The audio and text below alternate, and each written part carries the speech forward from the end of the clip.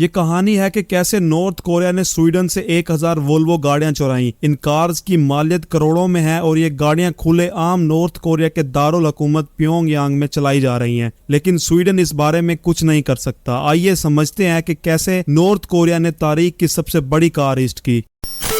North Korea में population 26 million से ज्यादा है, लेकिन इंटरेस्टिंग बात यह है कि नॉर्थ कोरिया में सिर्फ 30,000 गाड़ियां ही हैं, जिनमें से ज्यादातर सड़कों पर फौजी गाड़ियां हैं और मगरिब से आने वाली कारों की चीप कॉपीज हैं। इन गाड़ियों में वोल्वो 144S सड़क पर तेज तरीन वोल्वोज में से एक है। ये 1970s की सबसे पॉपुलर कार थी और उस टाइम लोग इसी कार को प्रेफर करते थे सेफ्टी के लिहाज से, और वोल्वो कंपनी वैसे ही सेफेस्ट कार्स बनाने के लिए जानी जाती है। हकीकत में वोल्वो की ये कार इतनी मशहूर थी कि नॉर्थ कोरिया ने उसी टाइम 1000 वोल्वोज का ऑर्डर दे दिया। गाड़ियां आज भी आपको नॉर्थ कोरिया के दारुल हुकूमत के आसपास चलती फिरती नजर आएंगी, लेकिन इन कार्स की कीमत अभी तक पे नहीं की गई। स्वीडन हर साल 2 बार इन्हें पे करने के लिए कहता है, लेकिन नॉर्थ कोरिया इस रिमाइंडर को बड़े बोल्डली तरीके से इग्नोर कर देता है। 1974 में नॉर्थ कोरिया की इकोनॉमी बड़ी तेजी से ग्रो कर रही थी। मुल्क सोवियत यूनियन के पैसों से भरा हुआ था। इसी सरप्लस ने कारोबार की तवज्जो हासिल की दुनिया में। उस टाइम के नॉर्थ कोरिया के सुप्रीम लीडर किम टू संग ने 1000 वोल्वो 144S कार्स का ऑर्डर दिया। वोल्वो इस न्यू ग्रोइंग मार्केट में बिजनेस करने के लिए कूद पड़ा और फौरन ही नॉर्थ कोरिया में कार्स भेजना शुरू कर दी। कार्स एक बड़ी ट्रेड डील का हिस्सा थी और इस टाइम सब कुछ सही हो रहा था, और इसी तरह स्वीडन पहला मगरबी मुल्क बन गया जिसने वहां अपनी पहली एम्बेसी सेटअप की। लेकिन 1 साल बाद नॉर्थ कोरिया की इकोनॉमी ने यू टर्न ले लिया और अचानक हालात बिगड़ने लगे। तभी स्वीडन को एहसास हुआ कि उन्हें किसी भी चीज के लिए पे नहीं किया जाएगा, लेकिन तब तक बहुत देर हो चुकी थी। स्वीडन पहले ही कार्स मैन्युफैक्चरिंग में हैवी मशीनरी में $131 मिलियन इन्वेस्ट कर चुका था। नॉर्थ कोरिया ने डिसाइड किया कि वो ये बिल स्किप कर देंगे, लेकिन नॉर्थ कोरिया ने इन 1000 लग्जरी गाड़ियों का क्या किया? उन्होंने इन 1000 वोल्वोज को टैक्सी के तौर पर चलाना शुरू कर दिया। ऑलमोस्ट 50 साल बाद आज भी ये वोल्वो कार प्योंगयांग में चलती हुई नजर आती हैं। इन कार्स की पिक्चर्स टूरिस्ट कैप्चर करते हैं कि वो दिखा सकें कि अभी तक ये कार्स मिंट कंडीशन में मौजूद हैं। नॉर्थ कोरिया ने इस रॉबरी को मैनेज करके पूरी दुनिया को हैरान कर दिया। ऐसे और बहुत से कारनामों को सरअंजाम देने की वजह से नॉर्थ कोरिया पर बैनुल अक़वामी सतह पर इंपोर्ट बंद है। दर हकीकत प्योंगयांग में मौजूद स्वीडन एम्बेसी ने चंद साल पहले इन कार्स के बारे में ट्वीट किया कि कार्स अभी तक ठीक और मिंट कंडीशन में मौजूद हैं। एक तरह से स्वीडन मुतासिर नजर आता है। इस सब का वोल्वो कंपनी पर कोई असर हुआ नहीं, क्योंकि इन कार्स की सेल्स की insurance Swedish export credit agency EKN ने की थी। जब नॉर्थ कोरिया अदायगी करने में नाकाम रहा तो इसमें EKN इन्वॉल्व हुआ, जिसकी वजह से वोल्वो को कोई भी फाइनेंशियली लॉस नहीं हुआ। आज की डेट तक EKN नॉर्थ कोरिया को साल में 2 बार इस कर्ज की याद दिलाता है, जो कि अब तक गुज़श्ता सालों में इन्फ्लेशन और इंटरेस्ट के साथ $322 मिलियन से ज्यादा बनता है। यहाँ तक कि अगर किम जोंग इन तमाम कार्स को सेल करें जिनकी वैल्यू $2100 है, फिर भी ये कर्ज का सिर्फ 0.6% हिस्सा ही अदा कर सकेंगे। स्वीडन ही पहला मुल्क नहीं जो नॉर्थ कोरिया के हाथों लूटा गया है। किम्स की हुकूमत पूरी दुनिया भर में बहुत सी कारोबारी रकम की मकरूज है, लेकिन स्वीडन इस रकम की वसूली के लिए स्ट्रॉन्ग एक्शन क्यों नहीं लेता? इसकी 2 वजूहात हैं। स्ट्रेटेजिक डिप्लोमेसी, बेसिकली दूसरे मगरबी ममालिक से ज्यादा स्वीडन की भी अमेरिका के साथ मजबूत जड़ें हैं, इसीलिए अक्सर न्यूक्लियर वेपन क्राइसिस के दौरान US के साथ इंटरमीडियरी के तौर पर काम आता है। और जब भी जरूरत पड़ती है स्वीडन नॉर्थ कोरिया के साथ अपने खसूसी ताल्लुकात को इस्तेमाल करते हुए मगरबी कैदियों पर बातचीत करता है। नॉर्थ कोरिया की खराब हालत के पेश नजर कर्ज अभी जल्द अदा नहीं किया जाएगा।